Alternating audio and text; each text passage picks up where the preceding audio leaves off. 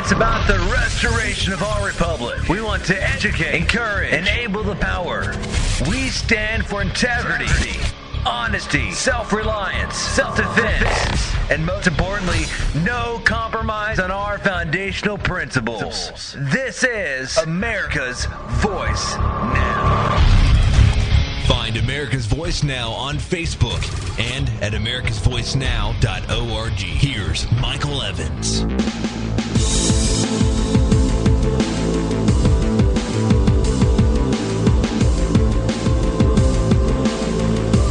Good morning, America. You're listening to America's Voice Now. My name is Michael Evans. I'll be your host this morning. Thanks for joining us. If you've caught us live on our website, that's great news. I'm glad to see you out there. I see quite a few folks out there this morning. Various areas of the country, Fort Wayne, Lincoln, that's Nebraska, I believe, Forney, and Huntington, and Texas. I see folks out there on the East Coast, West Coast. Thanks for joining with us. If you're catching us live on Patriot FB, that's great news. Can't encourage you strongly enough to join Patriot FB and constitutionclub.ning.com. These are websites that basically replicate the Facebook-type format, but enable you to meet other similarly minded Americans who are, frankly, concerned about the state of, or the state of our disunion, I guess I should say. Good morning. It's Monday, and we are going to kick off today with a rather interesting series of topics. L.A. has come out, the sheriff of L.A. County has come out and made some pretty startling admissions, not the least of which is that they admit that for a period in 2012, they flew civilian surveillance technology. You got to say that 4 times fast. They flew civilian surveillance technology over the Compton area of California, and they caught high-resolution video of everything that occurred and happened inside of that 10-square-mile municipality. And they did so for an extended period of time. They didn't tell the residents about it, and they didn't because they knew they would get pushback. And I got to tell you, they're admitting openly now that they were utilizing this wide area surveillance. And essentially, the people in Compton were, for all intents and purposes, no different than the people in occupied Afghanistan or occupied Iraq or any other nation. You see, here's the problem, folks. They're trying to, over a period of time, as with all tyranny, it's done in incremental steps. They knew that if they just came out tomorrow morning and said, look, we're declaring martial law, everybody's got to turn in your guns, everything that you do is monitored and tracked, they would have a revolt on their hands. Even those fence sitters, even those people who ordinarily agree with the government on most things, as long as there's something in it for them, would be up in arms. I mean, let's be candid. It's the folks on the left who are the most incensed about the NSA surveillance and the monitoring of everything that we do, right? I mean, the Republicans are the ones who are putting that stuff in place. It's the folks on the left who are arguing about it or against it. So in that case, we're allies. But you have to realize exactly what's happening here. This is nothing more than an activity or an action that is designed to acclimate you to 100% total access surveillance, what I call TAS.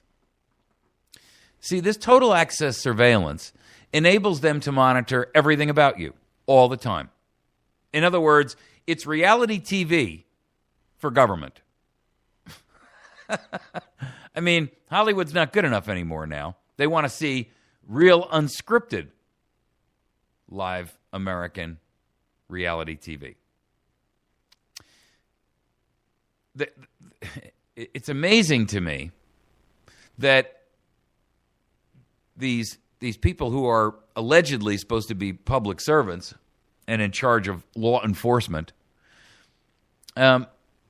actually, there was a Sergeant Douglas Ikitani who acknowledges that the agency hid the experiment from the public, and specifically with the intent to avoid public opposition and criticism.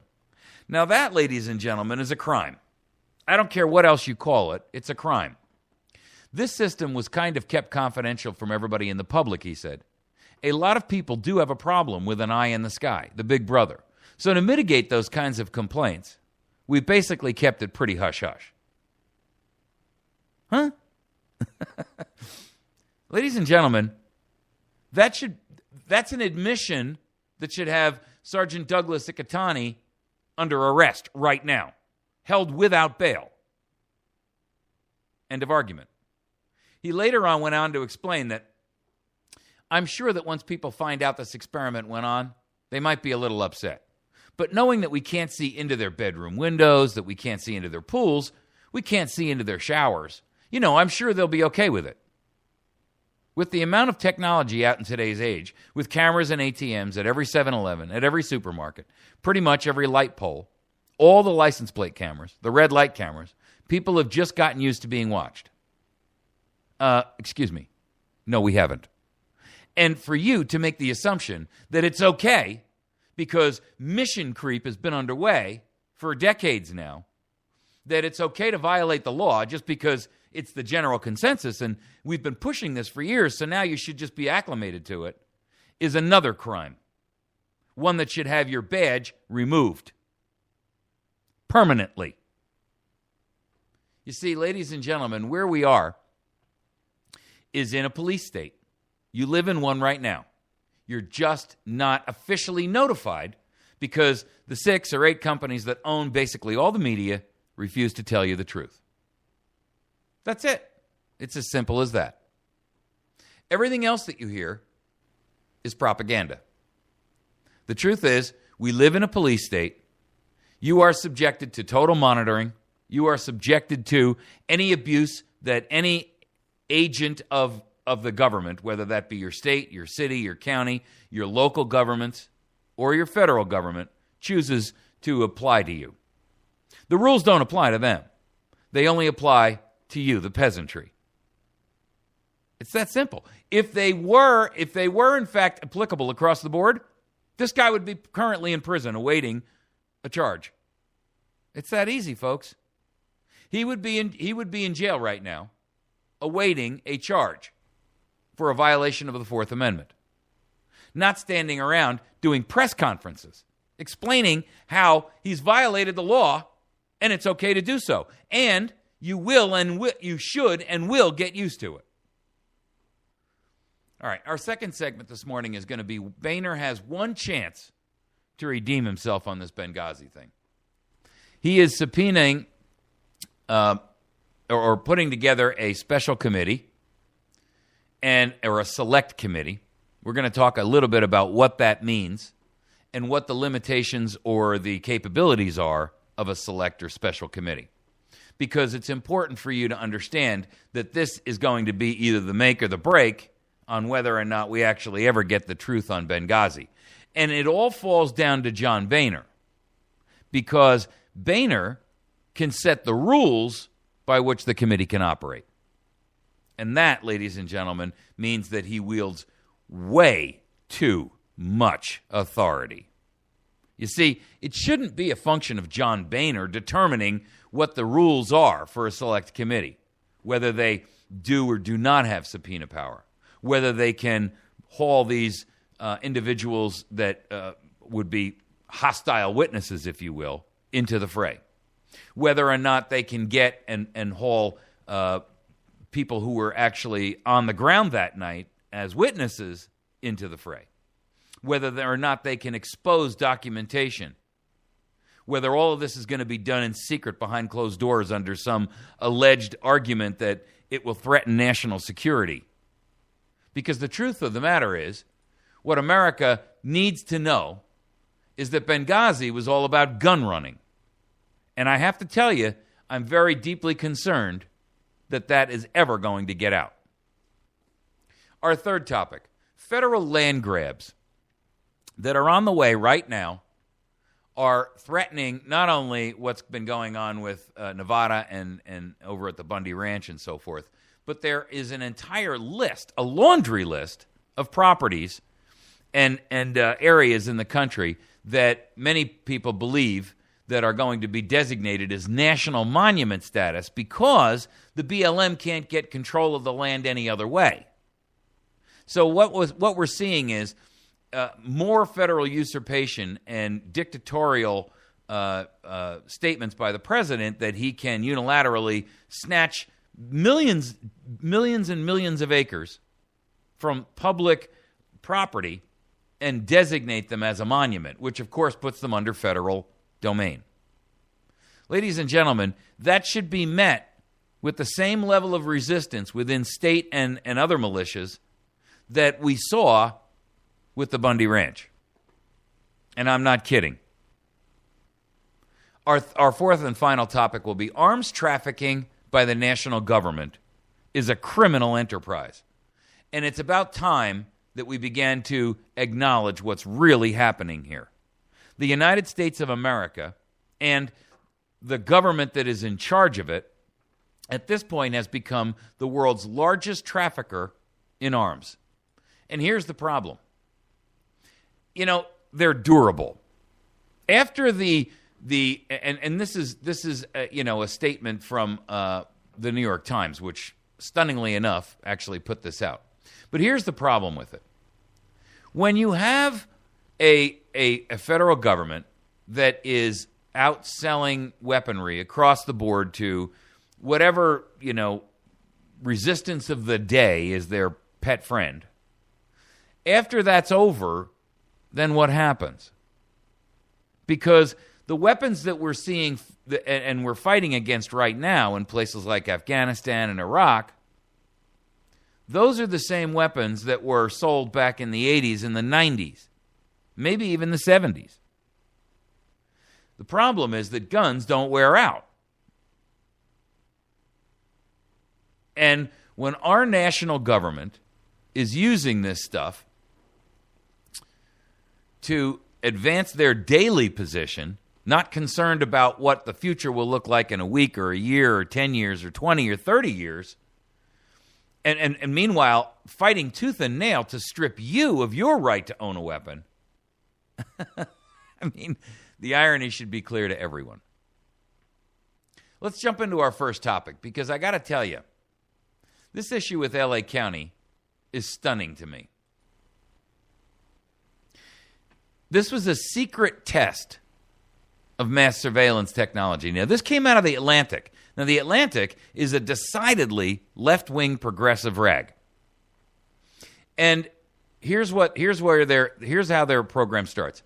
This is the future if nothing is done to stop it. That's the way that The Atlantic describes the recent Big Brother tactic that was used by LA County sheriffs to police areas like Compton. The people in Compton were left completely and totally unaware. They had no idea that this was happening. And the cops literally, here's their statement. I mean, it's not me. A lot of people do have a problem with the eye in the sky, the Big Brother. So to mitigate those kinds of complaints, we basically kept it pretty hush-hush. We literally watched all of Compton during the times that we were flying. So we could zoom in anywhere within the city of Compton and follow cars and see people.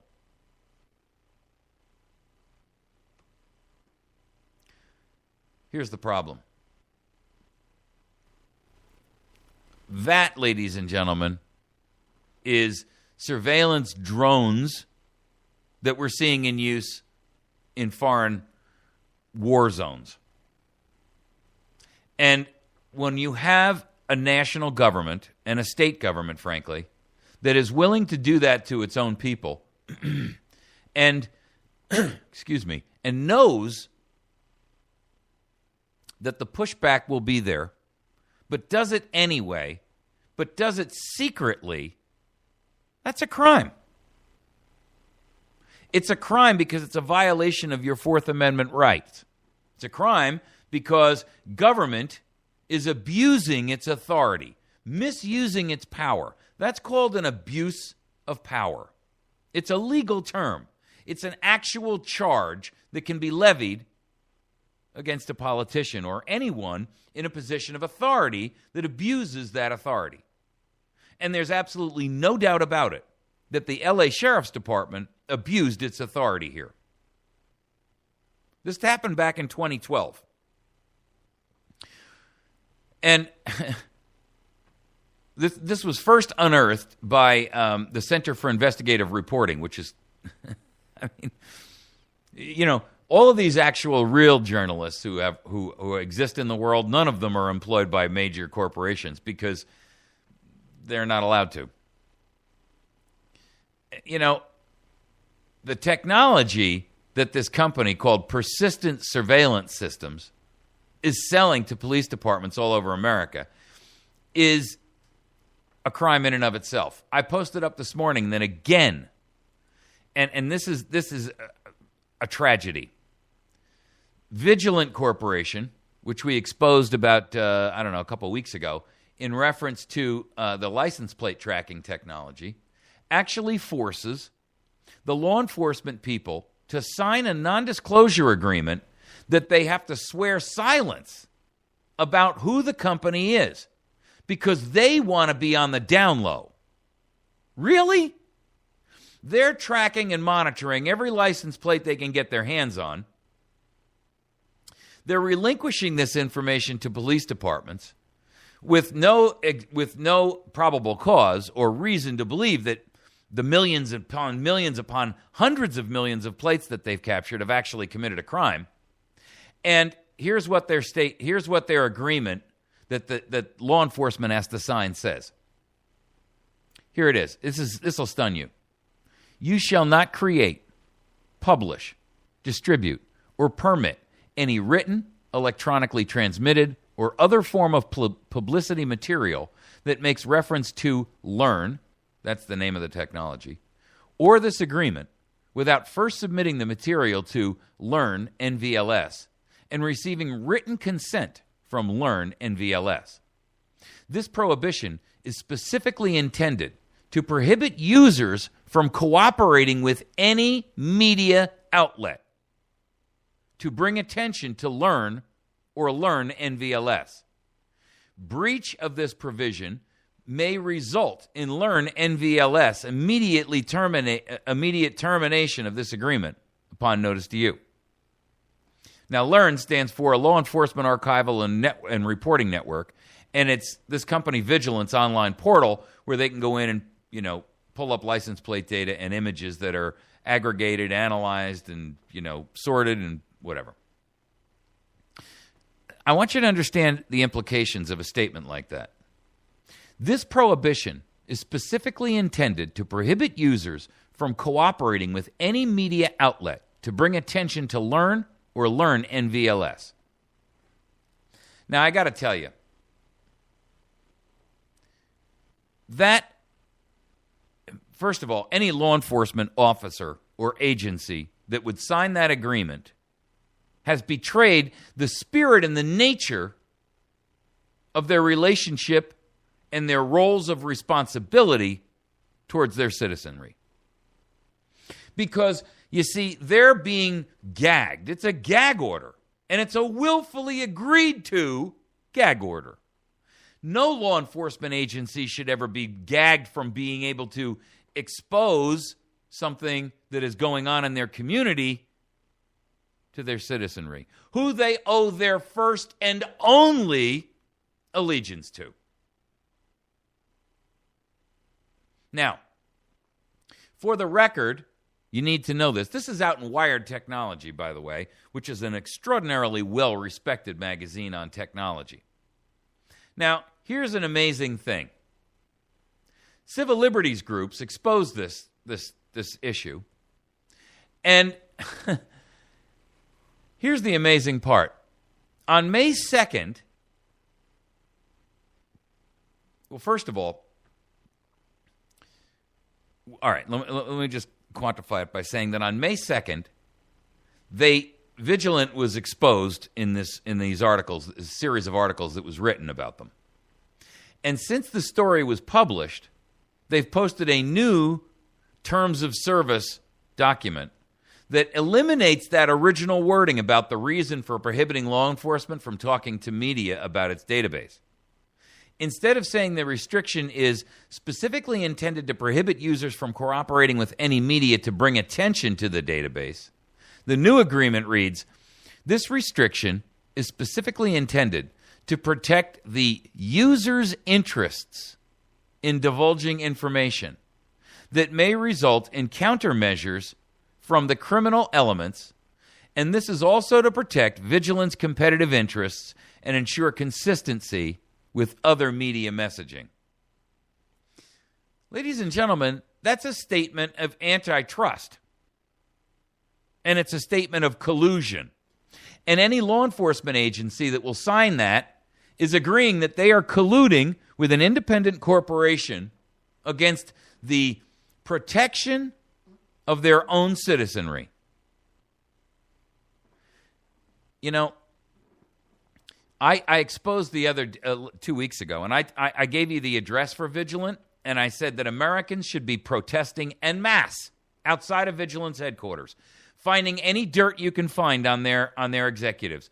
If you knew this executive XYZ who works over at Vigilant and you went to college and partied with him, expose him in the papers. I'm telling you, America, it's time to fight back, and it's time to fight back in any way, shape, and form that we can, within the boundaries of good moral conscience and law. And it is time for this America to say, we're going to utilize the same dirty tactics that they use on us. All of it's lawful. You can sit there and give out an interview that says, yeah, I remember I went to college with XYZ, the head of Vigilant, and, he had a problem with drugs. Or he had a problem with drinking. I don't know whether he did or not. I'm just saying we need, and it's not limited to Vigilant. Every one of these major corporations, Harris Corporation is another one. If they're going to sell you out, then it's time for you to fight back with everything and every arrow in your quiver. Ladies and gentlemen, we cannot accept this. We cannot tolerate it. We cannot willingly allow this to happen. Your silence is your acquiescence and agreement. And I'm telling you, in the eyes of the law, the silence of Americans is speaking volumes. Because every time you're silent, they move forward another giant step. That's the truth. And everything else you hear is lies and propaganda. You've been listening to America's Voice Now.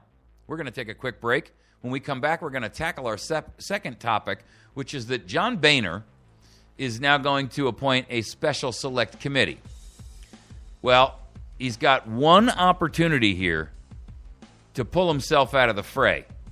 And for the record, his reputation and his own standing in his native Ohio is falling for him right now. I got to tell you, this is his one chance to show America that he's not a traitor. He better make these rules hard and fast, and he better make them harsh. We want full disclosure, and nothing else will do. You're listening to America's Voice Now. We'll be right back.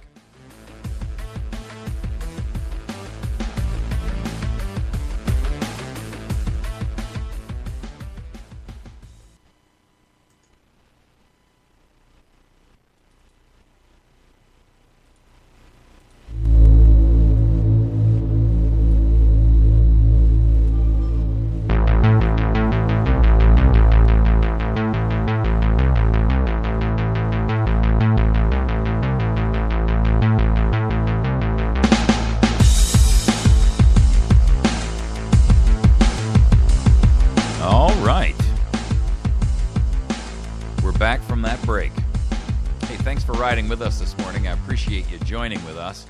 Hope you're catching us live on our website at americasvoicenow.org. If not, there's plenty of other places you can find us, and you can listen to our radio or via audio live on Patriot FB. You can also listen to it on constitutionclub.ning and Citizens Action Network.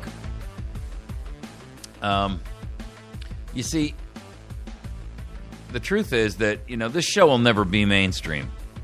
It'll never get the kind of coverage that so many other radio programs out there get.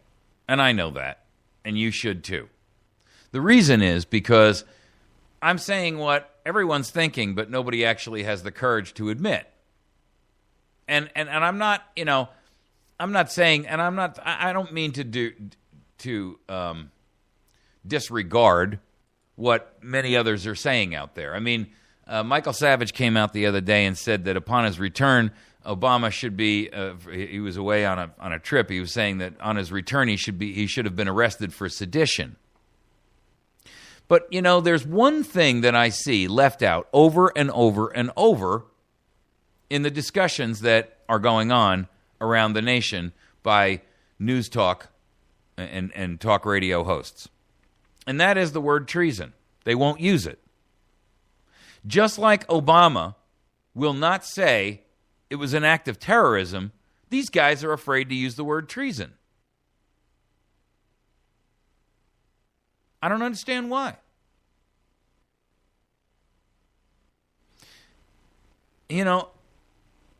Rush Limbaugh doesn't say it. These guys talk, I'll tell you what. I posted an article from WorldNet Daily on a summary of what they talked about last week. Michael Savage talked about Donald Sterling and the thing with the NBA. With all due respect, you folks will never hear me address something like that. You know why? Because it's nothing more than a distraction. It's intended to be a divisive aspect and an element that does nothing more than create animosity, angst, and hatred and unhappiness. He said it. But the NBA knew a long time ago he was a racist. Everybody in the NBA who had any dealings with the guy knew he was a racist. So why make a big deal out of it? Kick him out. Make him sell his team or whatever. I don't care. I mean, I have a whole argument that we could have about whether or not your personal views can justify your property being taken from you. But if he signed some kind of an agreement and waived his rights with the NBA in order to get, literally billions of dollars worth of revenue from them, hey, that's on him. If you're stupid enough to sign away your rights to something, then that's on you. But you won't hear me talking about Donald Sterling and his girlfriend, who's 1/3 his age. Who you know why? Because it's meant to be a distraction from what is really going on. It's the sleight of hand of a ministry of propaganda that is expert at fooling you into thinking something is of importance when it really isn't, and keeping your eye off the real ball that matters, the game-winning ball. Savage couldn't conceal his disgust about this, because it's diverting attention from Obama's many failures, and he went on another international apology tour. He said he just went to Malaysia, which is one of the worst human rights records in the world, and he put America down again. Obama should be arrested for sedition when he arrives back in America. Well, I don't think he should be arrested for sedition for downing America overseas. I mean, I think he should be arrested for treason, for violating the Constitution, for aiding and abetting enemies of the United States of America. Rush Limbaugh talked about, Donald Sterling, and he went on and talked about other things during the course of the week. Mark Levin, there's a summary here. There's no reason on this earth why we, the people of the United States, have no idea what this president did for 8 to 10 hours after the attack on our consulate. If the president of the United States refuses to comply and provide a response, then the activists at Judicial Watch should go to federal court and seek to compel his answers and let the chips fall where they may, take it all the way to the Supreme Court if they must. I like Mark Levin. I really do. I like him because, he's probably the most candid out of all of the national level talk hosts out there. But he has faith in the Supreme Court, and I don't. He has faith in a system that I believe is so far beyond and so corrupted at this point that it can do nothing for us except harm us. And I frankly believe that these people, Laura Ingraham is on here, and her segment was on, Clarence Thomas being called an Uncle Tom. I didn't talk about that either. Why? Because it's not really material to the issue. If you got one idiot who's a Democrat calling a Supreme Court justice an Uncle Tom, who's also a fellow black man, I mean, it's absurd. But, she criticized Kerry after Israel on the apartheid statement thing. Glenn Beck, he got a lot of attention this week claiming Hillary Clinton would have sex with a woman on the White House desk if it becomes popular. Beck's point, which got a little bit lost in the ensuing uproar, was that Clinton and many leading Democrats are against gay marriage until the issue reached a tipping point. Last week, during a commencement speech at Liberty University, the radio host said that God gave him a message that he was praying while he was praying at the Temple Mount. You tell them I'm coming, and I will settle scores. Sorry, Glenn. I don't believe, and when somebody tells me that they get a direct message from God, I got a real problem with that. You see, here's the problem, folks. Nobody's willing to call it what it is. Treason. Treason.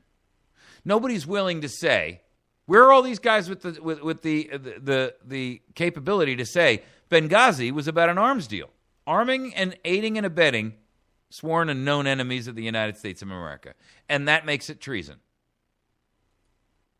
Crickets. So John Boehner has an opportunity to solve the Benghazi dilemma. As a result of Judicial Watch, who is a not-for-profit, it's a law firm, and what they do is all patriot work. Kudos to them, because you've got literally thousands upon thousands upon thousands of professional journalists, and I use the term loosely, who couldn't do what Judicial Watch did. You've got a full Congress who couldn't do what the little train that could was able to pull off. I've heard different news organizations applauding Judicial Watch's performance. And there's an irony in that, in and of itself, in the sense that these are organizations with hundreds of millions of dollars, in the billions of dollars of assets, resources, thousands of journalists at their beck and call, vast contacts, enormous amounts of power, and they couldn't do what little Judicial Watch was able to pull off. By design or by incompetence? And in either event, it's an indictment against the Ministry of Propaganda. I rest my case, counselor. As a result of what was exposed by Cheryl Atkinson and Judicial Watch and other true investigative journalists, Boehner is really at this point no alternative but to appoint a select committee or a special committee which will investigate the attacks in Benghazi. Here's the problem. There's a couple of things that John has to make sure he does in order for us to be sure this isn't a whitewash committee. One, the committee needs to have unlimited subpoena power for anyone and any group. Nothing is sacred. No one is sacred. Everyone has to be capable of being subpoenaed and forced to testify, even as a hostile witness if necessary. Second, the committee has to be able to refer those found guilty of whatever, and I don't care whether it's obstruction or whether it's far greater than that, or anyone who refuses to testify, or refuses a subpoena, they have to be able to refer them directly to the federal court for charges. And here's why. Normally, in a situation like this, the Select Committee makes the recommendation that the Attorney General bring charges. But with Eric Holder as the Attorney General, that won't do. So the way this has to work is Boehner can make only one focal point here that will change the nature of this, and that is to bypass Eric Holder. He can do it. The question is, will he do it? And that's anybody's guess. But I can tell you this. We're going to know a lot more about John Boehner when we see what this Select Committee is going to look like. 1, nothing and no one is above reproach and review and subpoena. And 2, the rules have to be very clear that at the end of the investigation, whoever has been found guilty of anything by the committee has to be able to refer that individual or that organization or that group straight to the court for charges, not through the Department of Justice. And 3rd, it cannot and must not be done in secret. We cannot have redacted statements coming out. We can't have constant closed-door hearings where everything is done because it's a threat to the security of the United States and all that nonsense. That's all BS, ladies and gentlemen. All that is cover and a smokescreen. And if Boehner allows that to happen, we'll know a lot more about Boehner's real true intention and motives. He says in a statement that withholding the email convinced him it was time to appoint a full special committee to investigate. With all due respect, John, you should have had this task force formed 8-10 months ago. It's been going on for 20 months. You've been stonewalled. You've been ignored. The committees that have investigated this have been, look, they've been changing the names of the people who were witnesses on the ground and maneuvering them around the country to keep them out of the clutches of these committees. You don't need more proof than that to know that where there's smoke, there's fire.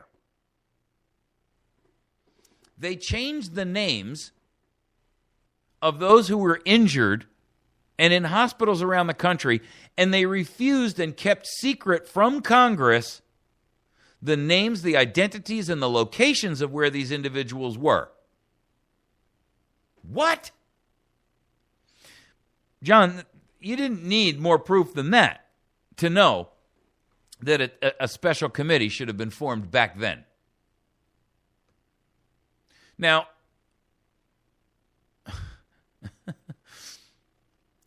Darrell Issa has jumped in there into the fray and said he's going to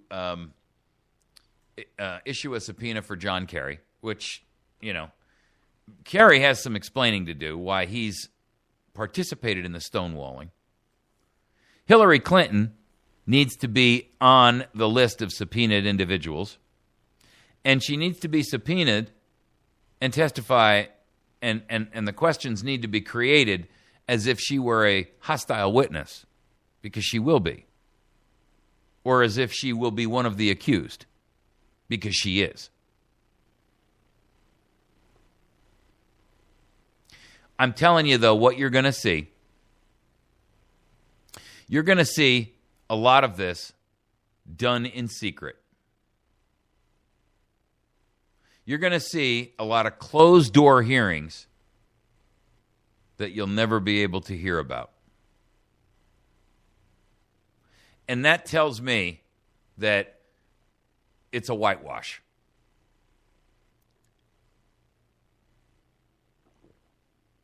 That's what it tells us. It's going to be a whitewash.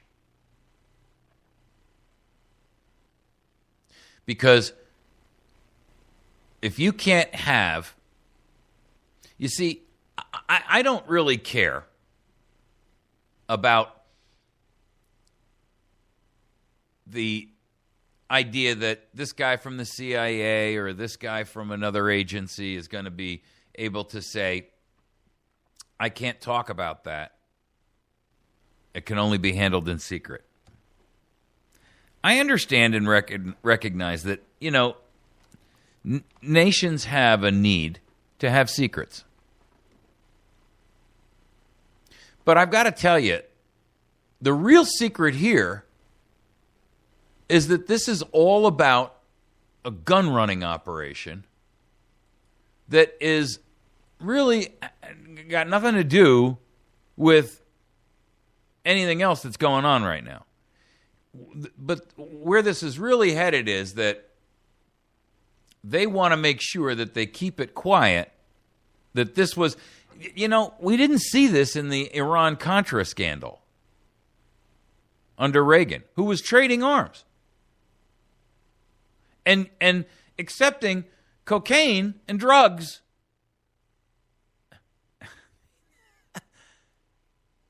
That should have risen to an impeachment.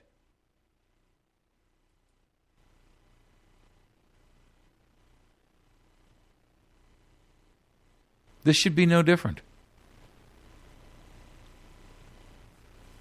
Elijah Cummings, the guy who has been stalling the IRS investigation, only for us to later find out that he's actually involved in it.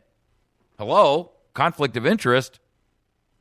Is now throwing out that Kerry shouldn't be, subpoenaed and blah, blah, blah, blah, blah. That guy needs to be removed from office.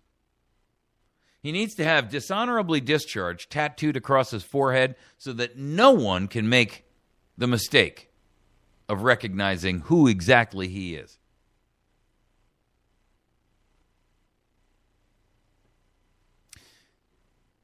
I'm afraid, though, folks, what we're going to see is we're going to see a whitewash of this that is going to be an orchestrated theatrical performance. And it's going to be an orchestrated theatrical performance because Congress has been so corrupted by the administration and the puppet masters in the background, not just, the obvious ones. But listen, the military organization and the military industrial group out there, complex out there, they don't want you to know that the United States of America is the world's largest arms dealer, and that we're plying foreign governments and small armies, rebel armies, with literally hundreds of billions of dollars worth of weaponry. There, I said it. We're the largest arms trafficker on the planet.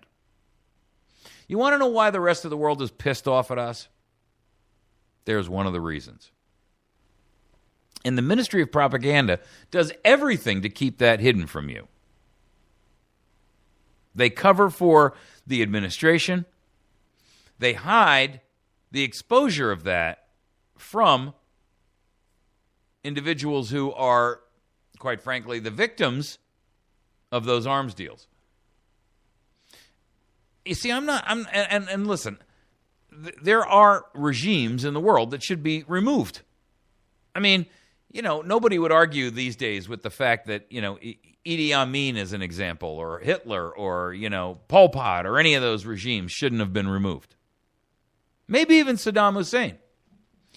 But it's not necessary for us as a nation to go to war because of professional courtesy that politicians give each other, that they won't snuff each other as heads of state. Because that's the truth. See, there's an international agreement that says we won't kill your heads of state and you won't kill ours. So instead, what we'll do is we'll send hundreds of thousands of men into battle, the treasure and the treasure of the nations, right? Now, I don't mean monetary treasure. I mean the treasure of their youth. And we'll have them do a battle because we can't allow you and I to get into a battle where, it becomes a tit-for-tat thing for head of state against head of state. That's the whole thing in a nutshell. I mean, why doesn't anybody call that out? I mean, if you didn't like Saddam Hussein so bad, why didn't you just go pop him? Don't tell me you couldn't have gotten to him. Of course you could have. You got bullets that can fly from a mile away. I mean, you can't tell me that that's an impossible mission. I don't buy it. I'll tell you what I do buy. I'll tell you what I buy completely. And that is that our nation and most of the other Western nations have agreed in advance that we will never kill another head of state. And the reason for that is because they know that would lead to you got ours, we're going to get yours. And so people like John Kerry would be at risk when they flew around the world. Diplomats would no longer be given immunity. The president could never fly overseas again. Well, with all due respect, maybe he really doesn't have any business doing that. If he wants to meet the prime minister of country XYZ, let the prime minister of country XYZ come here. The truth is that we'll send thousands of young men to their deaths so that major corporations in the arms industry can generate trillions of dollars of spending.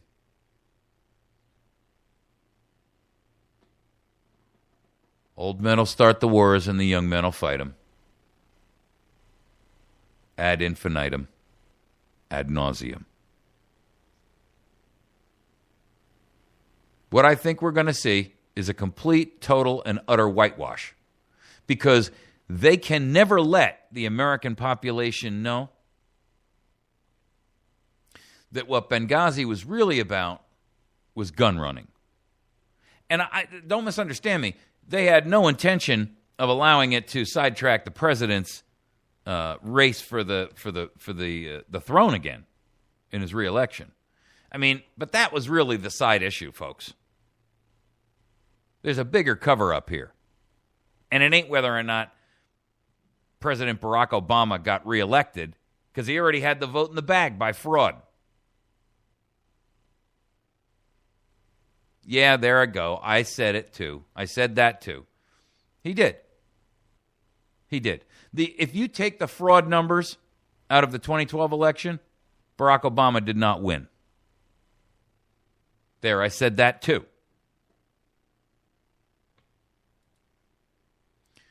All right, we're going to have to take a break. When we after this break, we're going to come back and we're going to talk about federal land grabs that Americans should be willing to meet with the same level of militia activity and citizen support that they met with on the Clive and Bundy scenario. There are a vast number of these massive areas out west that are being looked at for federal usurpation and theft, frankly. Alpine Lakes, Washington. Berryessa, I think that's how you pronounce it. Berryessa Snow Mountain in California. Boulder, White Clouds in Idaho. Desolation Canyon in eastern Utah. Dinibakia, San Juan County, Utah. I don't even know where that. Gold Butte, Nevada. Gee whiz, isn't that where Clive and Bundy's from? Greater Canyonlands, southeastern Utah. Oregon Mountains, New Mexico. Rocky Mountain Front, Montana. San Gabriel's, California. San Rafael Swell, Emery County, Utah. Tule Springs, Nevada. Folks, what, 86%'s not enough?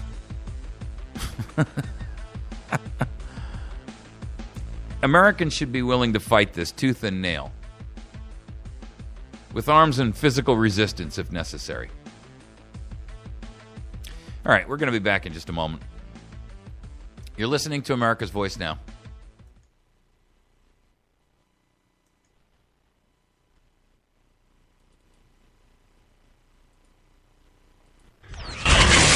It's about the restoration of our republic. We want to educate, encourage, enable the power.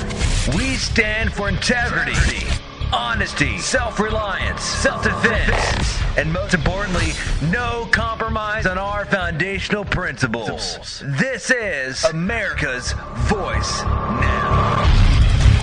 Find America's Voice Now on Facebook and at americasvoicenow.org. Here's Michael Evans.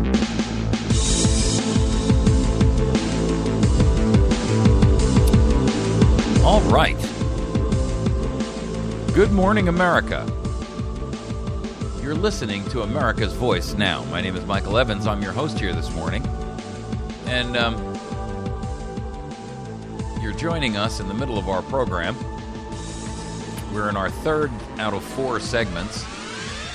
Earlier on, we talked about the L.A. Sheriff's Department implementing Big Brother by putting Compton, California, under the 10-square-mile city of Compton, under total surveillance, monitoring the city and the cars and the people within it with surveillance drones for an entire block of time. 24/7, not 365, but 24/7 surveillance. And then having the unmitigated goal to come out and say, well, they'll get used to it. That's like saying, I don't know what you're worried about. Just get used to bank robbery. It's acceptable. Just get used to murder. It's acceptable. It's a crime. It's a crime. We don't get used to that. And it's a crime against all of us. Not someone you could look at and say, well, there's a reason for us to be sympathetic to law enforcement because this particular individual was so egregiously outside the boundaries of social limits.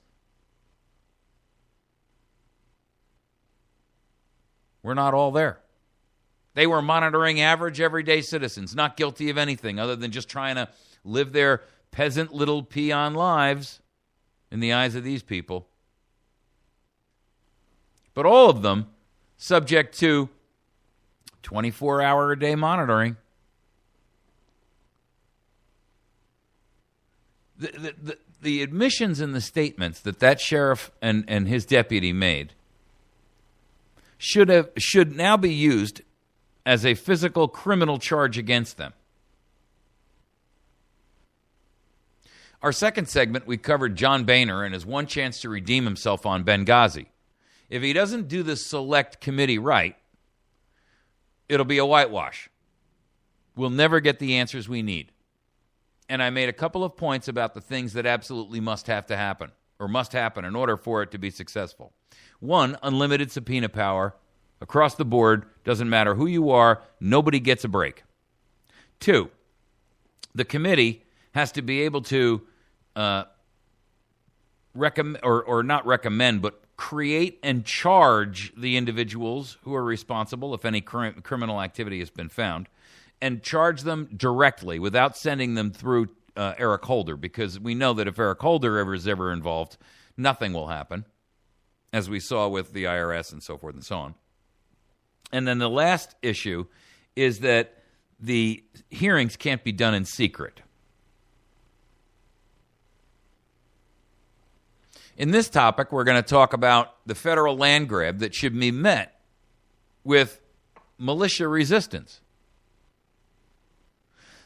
The federal government is again looking to expand their takeover of the nation.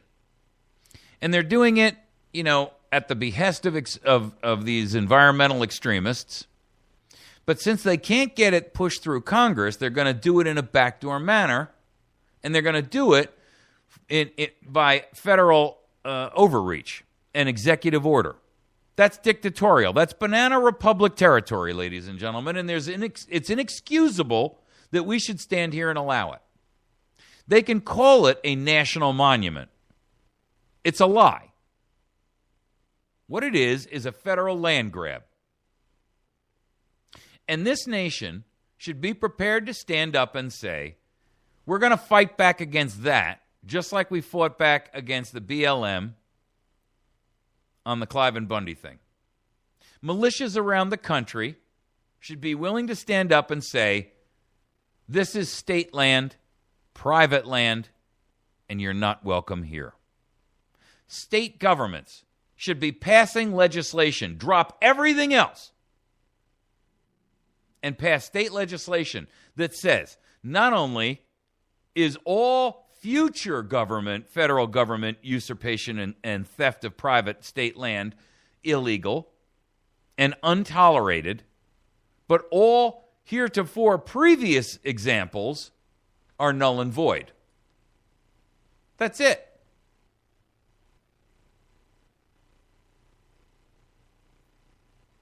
Look, when you have Nevada 84% owned by the federal government, Alaska 69% owned, Utah 57, Oregon 53, Idaho 50, Arizona 48, California 45, Wyoming 42, New Mexico 41, Colorado 36, Washington State 30%, and Montana 30% owned by the federal government. You have to ask yourself this question. Did the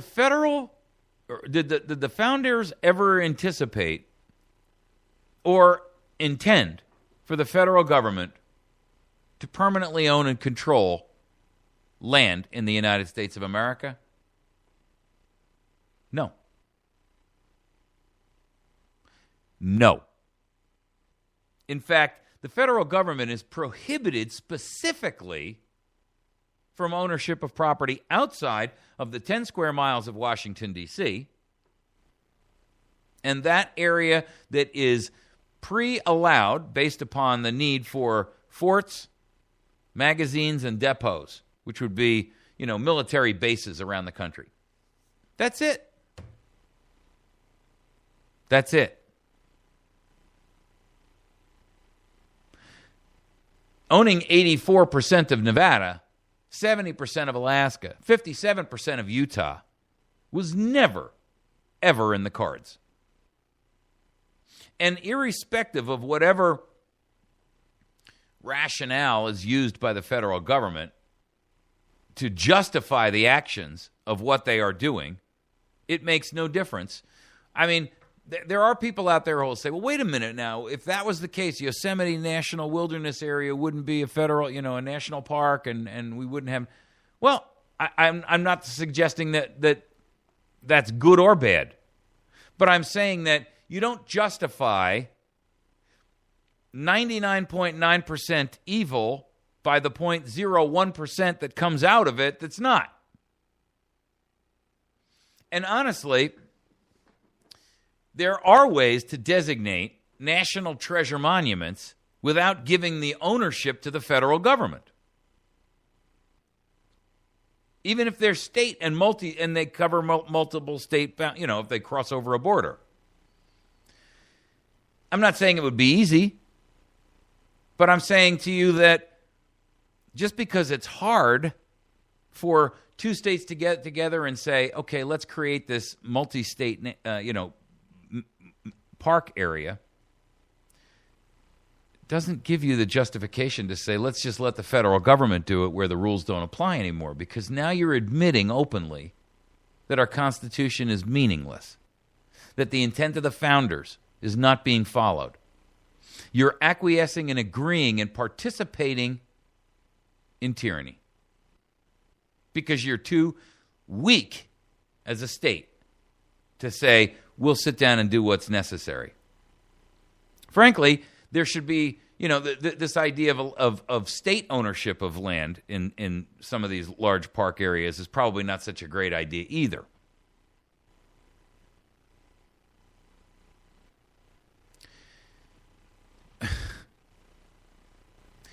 The proof of this, by the way, is how little federal land is owned in the original 13 colonies. I mean, if you look at how much land is owned out of the original 13 colonies, It's so little, it's almost unworthy of mention. Why is that? Because that was what the founders controlled at the time. And their attitude was over our dead body. And they meant it. Unlike most Americans who were sitting there saying, as long as you keep the check going and the cable TV on, my free phone ringing, I don't really care what you do.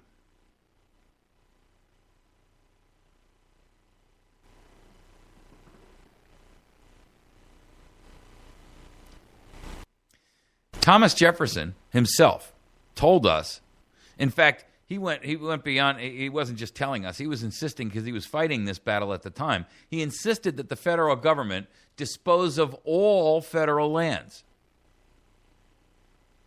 And he stated very emphatically, this is his quote, not mine, never after, in any case, revert to the United States. Hey, folks, we don't get any more blunt than that, do we? Now, of course, any one of our politicians, left or right, could sit there and take that same statement and drag it out into a 10-minute dissertation that would absolutely say nothing. But Jefferson came right out inside and said, and their language was far flowerier than ours, far more garrulous than ours. Never after, in any case, revert to the United States.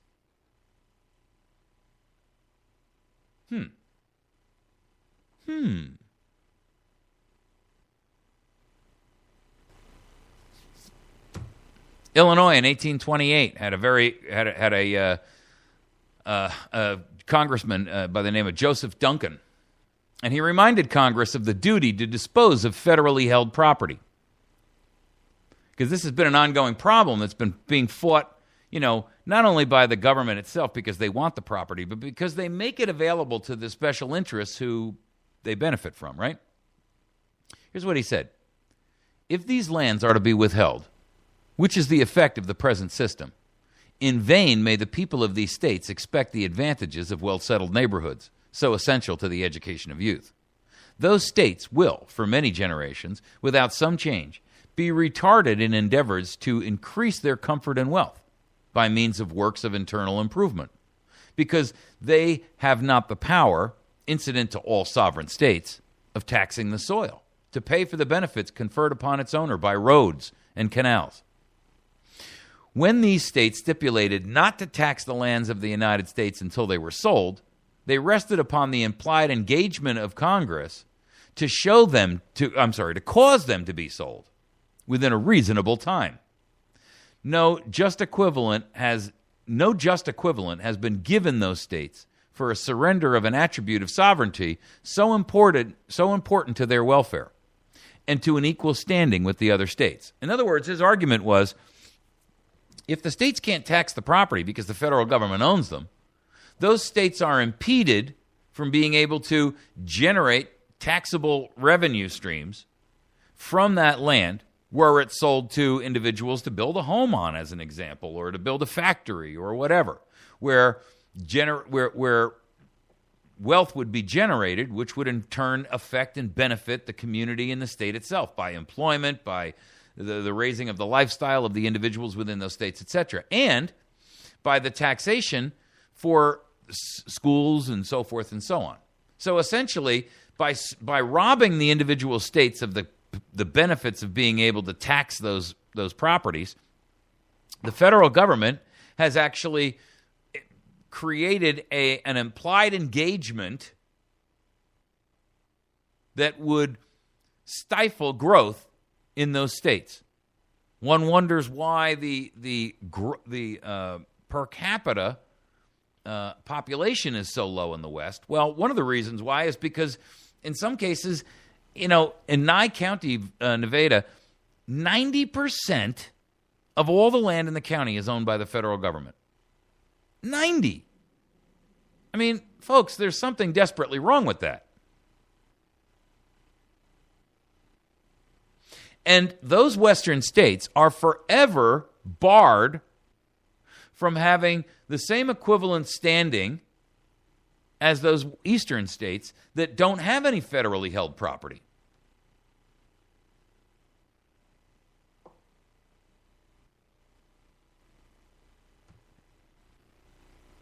You see, the problem we have is a federal government completely out of control. They already own vast swaths of this property out there. The president has been getting a lot of pressure and sending all the right signals to his constituencies, his lobbying constituencies, that he's going to do the unthinkable, and that is name a group of these areas as conservation and national monument locations. And the reason he's going to call them national monuments is because he can't get Congress to designate them. And so rather than waiting for Congress, as he's been implying and flat out telling us all along, he's going to take action unilaterally.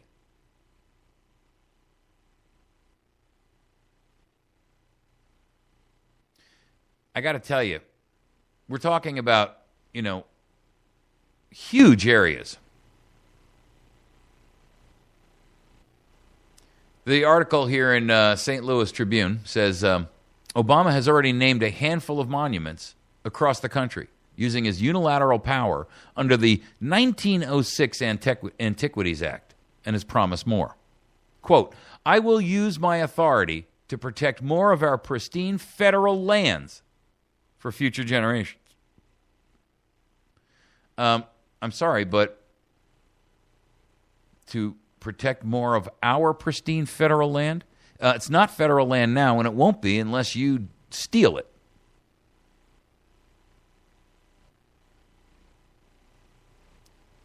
Senator Orrin Hatch says, it makes me worry that the president will just ignore the wishes of the people of Utah and just do what he wants.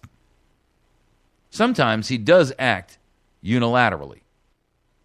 Not sometimes. It seems like every action lately is unilateral. Have you not noticed, ladies and gentlemen? Act after act after act after act after act. Not for any reason other than that Congress is not moving fast enough to please his honor. You got to be kidding me.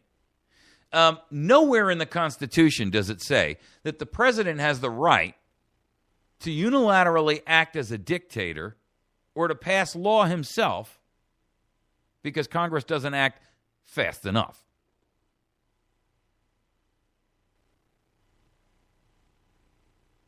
What he was referring to when he was talking about Clinton, Orrin Hatch, was that 2 months before Clinton was reelected in '96, he stood on the rim of the Grand Canyon and declared that 1.8 million acres of public land in Utah was going to be called the new Grand Staircase Escalante National Monument.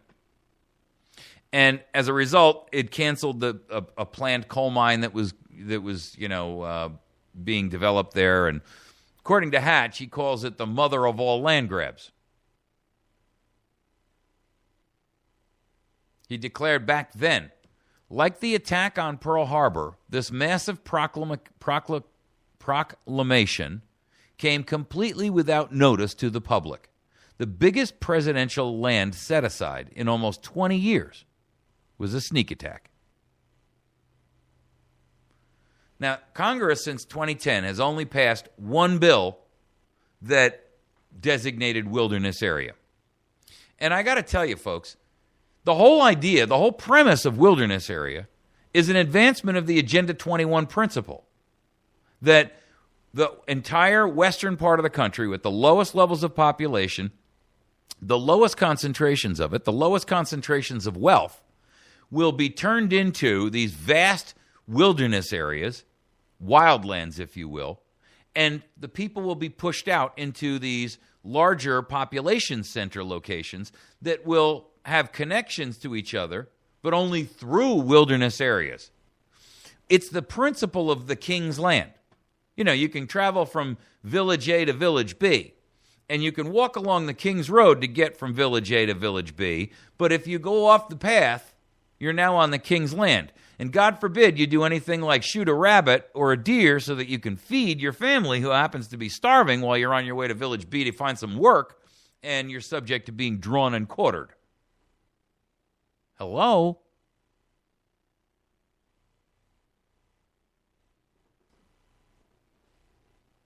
Congress passed one bill since 2010, 32,500 acres of sand dunes in Michigan. There's a lot of others that have been stalled. But the truth of the matter is this. Every one of them should be met with total, absolute, unfailing resistance by the residents of each and every state that is covered. It is inexcusable. It is illegal. It is unconstitutional. It is unethical. It is immoral. And it is against the grain. The federal government has no ownership interest in anything other than 10 square miles in Washington, D.C. That was the intent. The growth of federal government is dramatically impacted by its growth of land outside of there. The influence on these states is so severe because of this massive land ownership. The states are independently robbed of the opportunity to turn that land into something that would benefit the residents of the state. And frankly, you're allowing the dragon to coerce and assume more gold. I mean, anybody read The Hobbit? You remember The Hobbit? The dragon Smaug, he lived under the mountain and he kicked all the dwarves out of the mountain or whatever because they had all this gold in there. And he couldn't spend any of the gold because he's a dragon. But all he did was lay around in it and swim in it like it was water. It's the same thing with the federal government. There's absolutely no use for it. Meanwhile, the country's in tatters. The people are starving. But Smaug gets to swim in an ocean of gold. The only reason for the federal government to take over massive hunks of land like this is to impact negatively, and to additionally advance their position that they are in control of all 50 states. To enhance Agenda 21. That's the goal, folks. Everything else you hear is lies and propaganda. And that's it. You're listening to America's Voice Now. When we come back, we're going to talk about arms trafficking by the national government has reached a global criminal enterprise level. All right, you're listening to America's Voice Now. You can communicate with me directly by sending me email to mike@americasvoicenow.org. That's mike@americasvoicenow.org. Make sure that you visit Battery Station in West Plains. You can find their website at batterystation.com. That's batterystation.com, the largest purveyor of batteries in the nation, shipping all over the country and all over the world. They also have tons of tactical gear and all kinds of things that's not on their website. For a complete list of those things or to inquire about something specific you're looking for, you can give them a call at 417-257-7799. It's 417-257-7799. We'll be back in just a moment.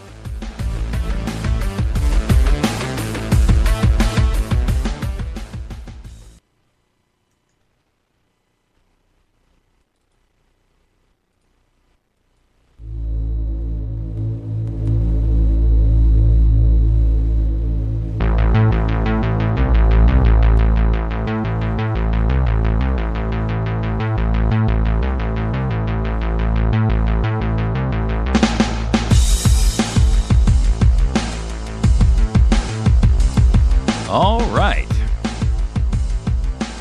We're back. So, I got to ask you a question. Why is it that, for some reason, Congress is constantly willing to keep you in the dark about the little game of the dogs of war? I mean, what is all that about? Why is the government doing business with foreign governments and groups of insurgents and selling them weapons?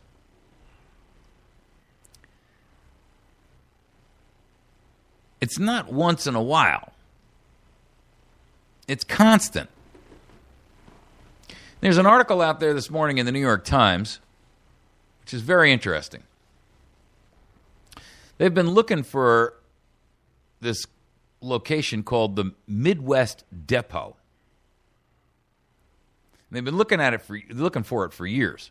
It's been referenced as far back as the Bay of Pigs from 1960, 61 or 60, whatever it was.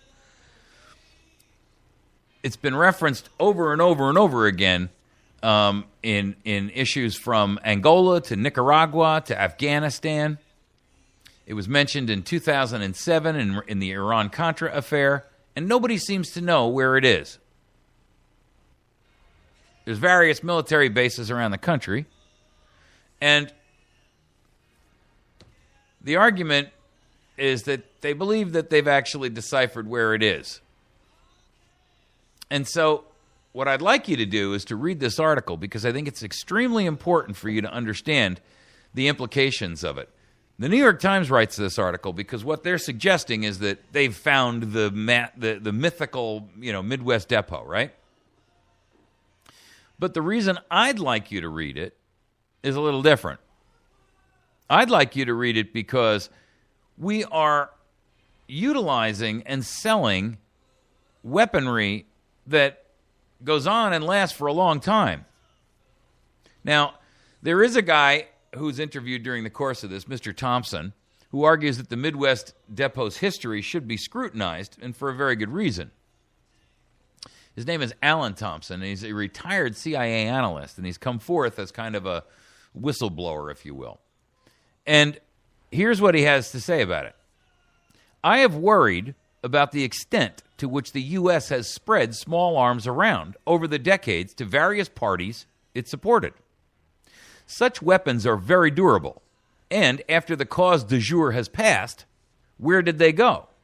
To be a little dramatic about it, how many of those AK-47s and RPG-7s that we see Islamists waving around today passed through the Midwest Depot on their way to freedom fighters in past decades?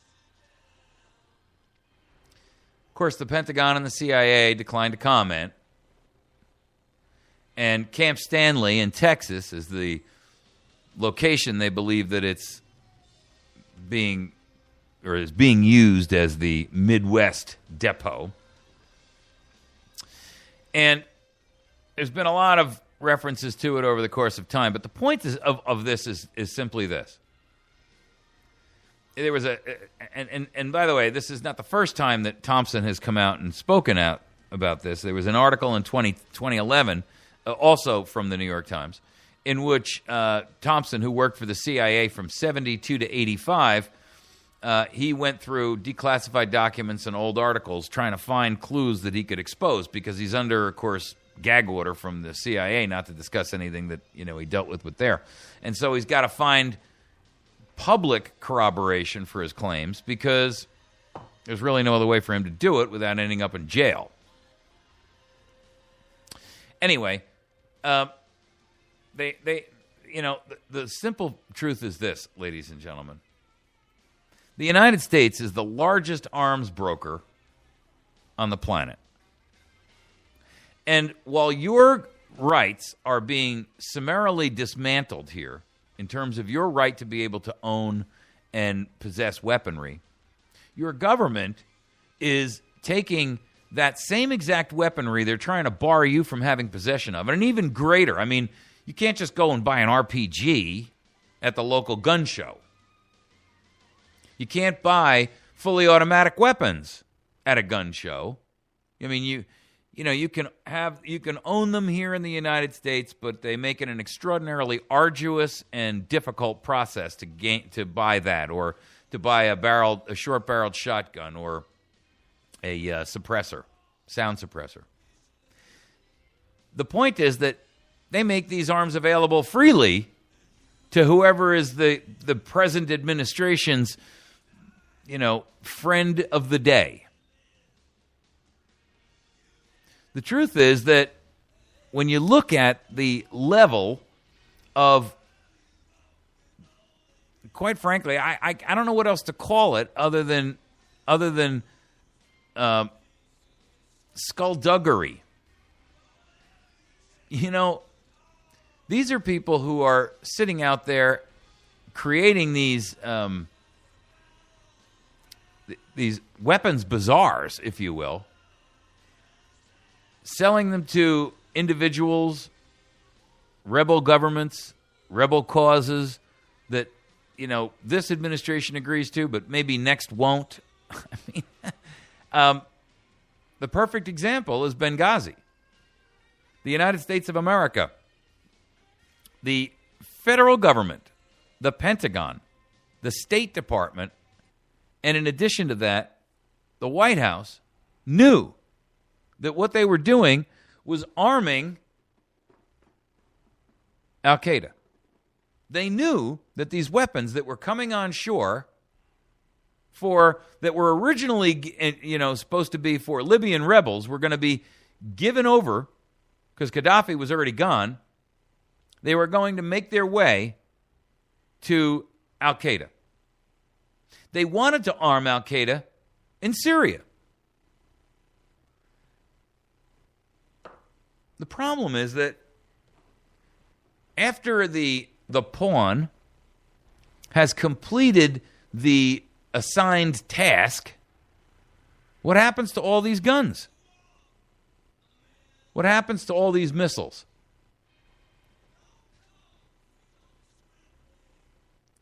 The problem is that we've got a government that is just as dirty, just as foul, and just as evil as any criminal that they could conceivably point you to. It's tragic. We're paying for it.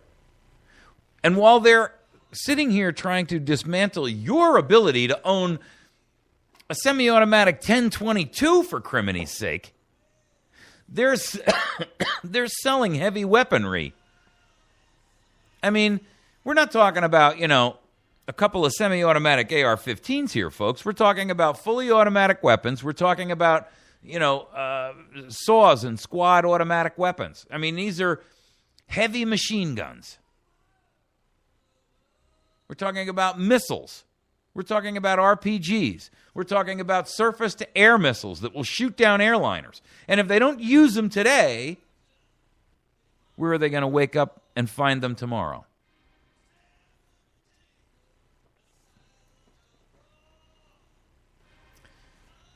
When the CIA has secret armories around the world, and especially in the United States of America, and is taking that location and utilizing it to load up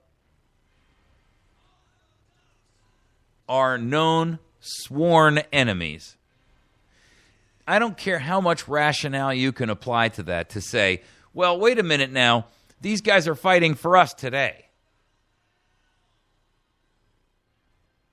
I disagree.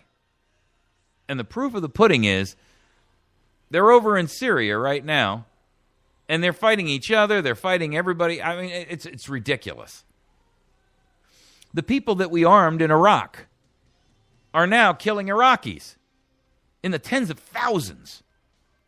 The people that we've armed in Afghanistan are the same Taliban we've been fighting against. Thousands of our young men, the treasure of our nation, not the gold treasure, the blood treasure, have died at the hands of American-issued weaponry. And it shows no sign of slowing down. The manufacturers and the arms merchants around the world are just pleased as punch. They'll rack them all and pump them all out as fast as we can buy them.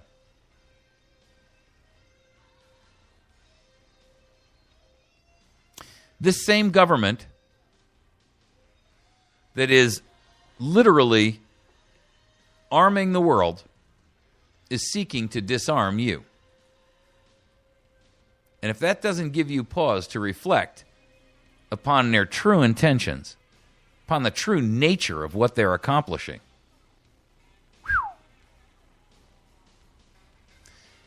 I got to question your sanity.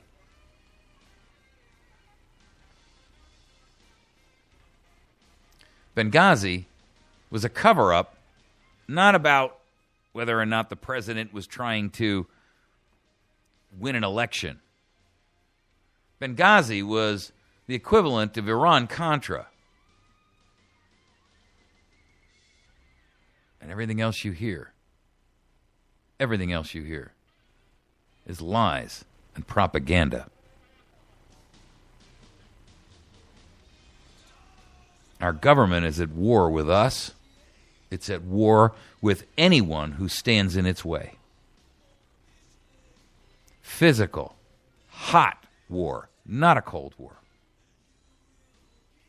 They're arming our own police departments against us.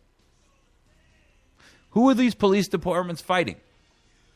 Some phantom Al-Qaeda targeted risk here in the United States?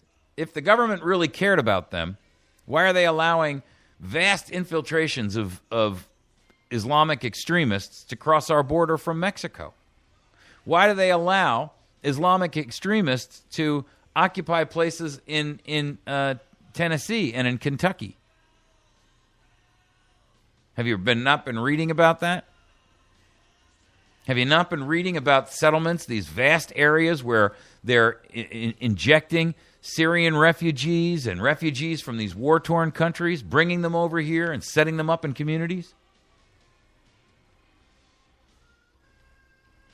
See, they're willing to undermine the fabric.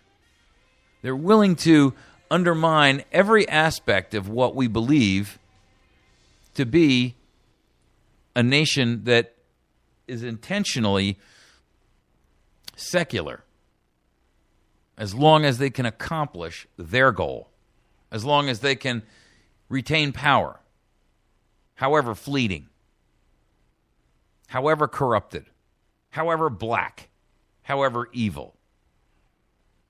This is a darkness that has fallen over all aspects of government because they all know that it's happening. They're just silent about it. Don't tell me that people in Congress don't know that we're the largest arms merchant on the planet. Every one of them is knowledgeable. Every one of them holds guilty knowledge. None among them is innocent.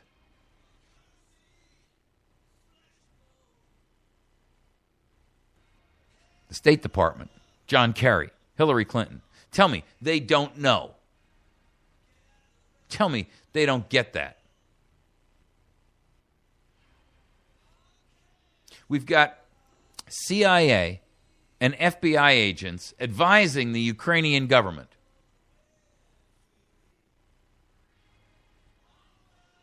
The truth is, America, that we are the primary instigator and the fomenter of violence around the world.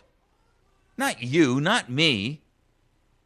These political elitists who believe that there's some benefit to them, either in power or money, or I don't get it. You see, and I think that's part of the problem. We, as non-psychopaths, we don't see why they're not just content to just, go through life. Well, the truth is, they're not content to go through life without the ability to dictate the rules to somebody else. Is it a failing of self-esteem? Is it a failing of a black and evil heart? Is it a failing of their desire for greed of power, greed of gold? I don't know. I don't have it. And I'm willing to bet money you don't have it either. You wouldn't be listening to this show.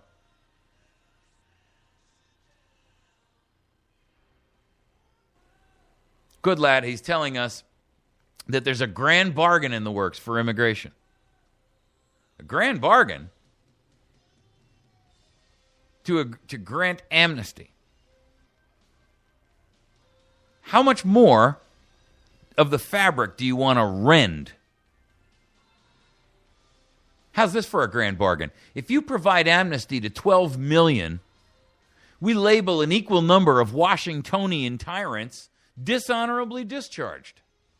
And we strip all of you of your citizenship, as required under the original 13th Amendment that was quietly stripped away from the Constitution. If you don't believe me, go look it up. Look it up, original 13th Amendment that sat on the books until 1870-something, right here in the state of Missouri. And then we deport you. We strip you of citizenship and deport you. How about we label you dishonorably discharged, and we include the entire judicial, executive, and legislative bodies and every executive leadership of every extra-constitutional agency, the real terroristic threat to the American people.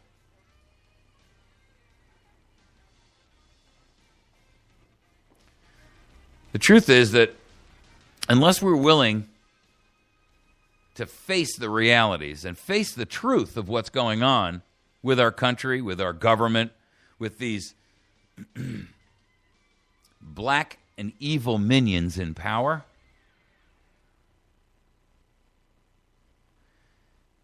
we will never, never be able to provide a solution to the problem. The first aspect of recognizing that the nation has gone completely awry is the ability to accept the reality that it's beyond salvage.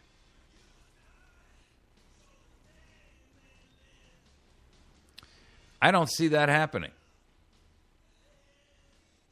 Not until the tyranny becomes so obvious, so blatant, so total that there's no escape. And then you can bet that the dogs of war who are running the game around the world will be running it right here with their chosen gamesmen, their chosen pawns, with the people that they can best use to accomplish their evil task.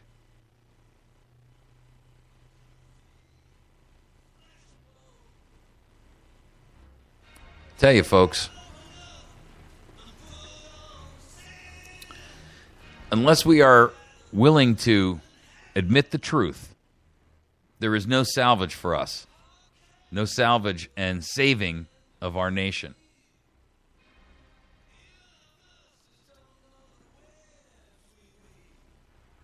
I hear moral outrage all the time. Where's the moral outrage to this issue?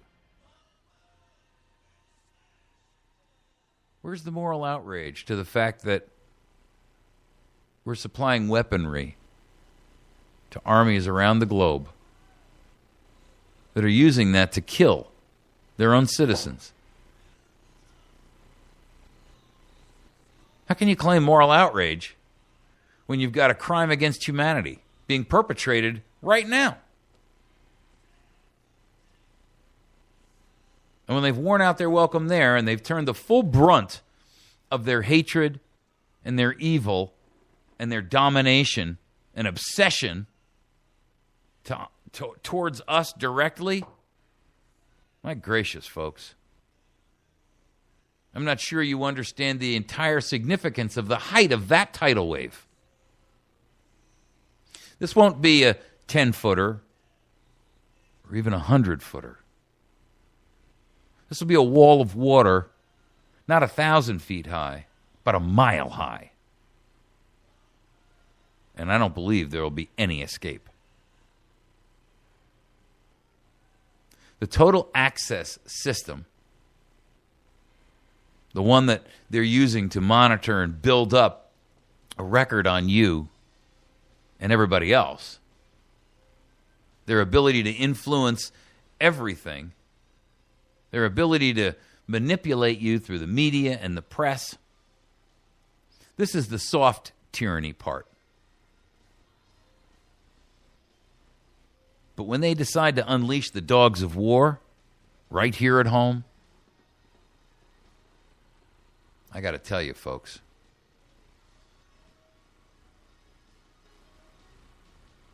I don't know. I don't know how we're going to fight that.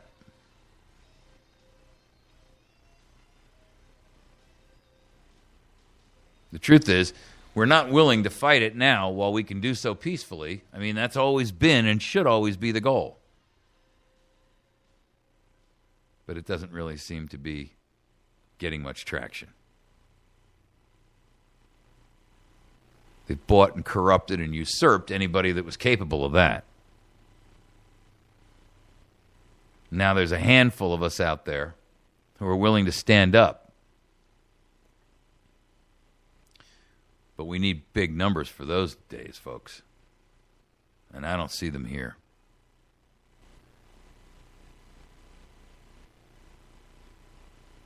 This is coming. And it's going to come down on our heads like a ton of bricks.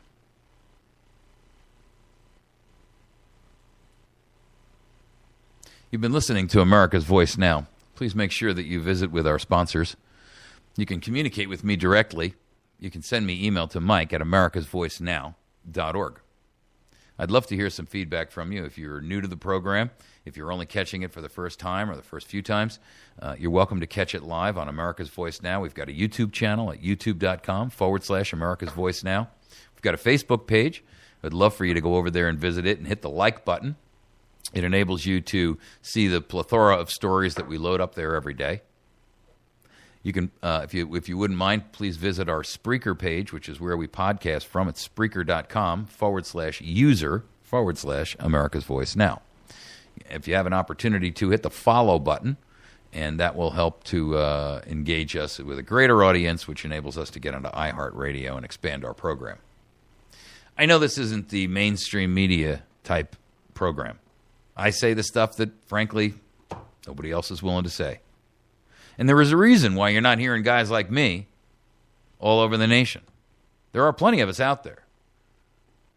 We're just not allowed to talk beyond our little circles of influence. Doing everything in their power to keep this show down. So by spreading the word, sharing the videos, sending them in an email to someone or talking about it, maybe you're going to find the next Billy Graham in the crowd. Somebody who will proselytize what's going on and have a worldwide awakening. We need some George Washingtons out there, folks. Please make sure that you visit and support our sponsors.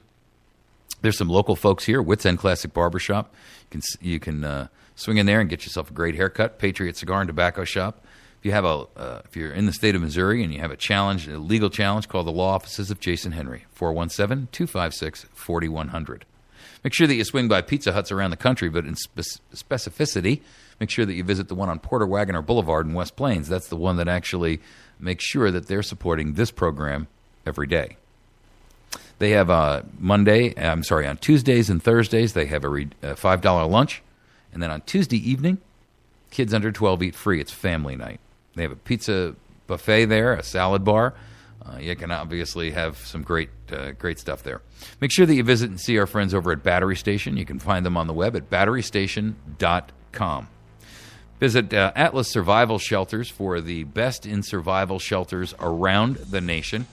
They make these NBC qualified survival shelters. Please make sure that you visit them at atlassurvivalshelters.com. And also Survival by Preparedness. You can obtain survival products, but as well, you can also get yourself some great natural grass-fed beef there. So if you have an opportunity to, please visit our website. Send me an email. You can contact me at mike@americasvoicenow.org. Please make sure that you visit our sponsors and you support those folks and let them know that you appreciate their supporting this program. It's what keeps us on the air. Have a great day. God bless.